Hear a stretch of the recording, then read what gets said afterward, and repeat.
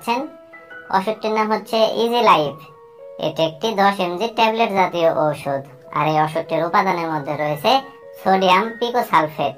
আর এই ওষুধটি উৎপন্ন করেছে বাংলাদেশের সুনামধন্য ওষুধ কোম্পানি ফার্মাসিয়া লিমিটেড।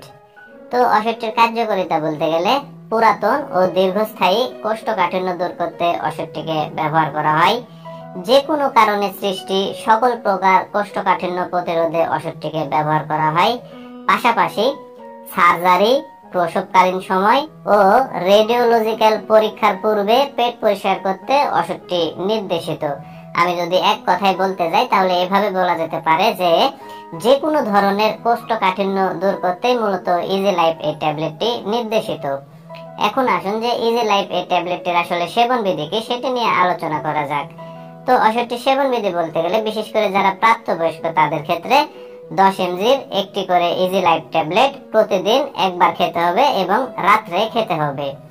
আর বিশেষ করে যে সকল শিশুদের বয়স 4 থেকে 10 বছরের ভিতরে তাদের ক্ষেত্রে অর্ধেক ট্যাবলেট প্রতিদিন একবার খেতে হবে এবং রাত্রে ওষুধটিকে খেতে হবে।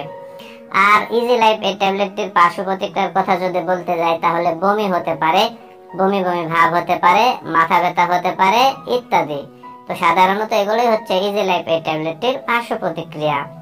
আর যারা গর্ভবতী এবং স্তন্যদানকারী মায়েরা আছে সেই সকল মায়েদের ক্ষেত্রে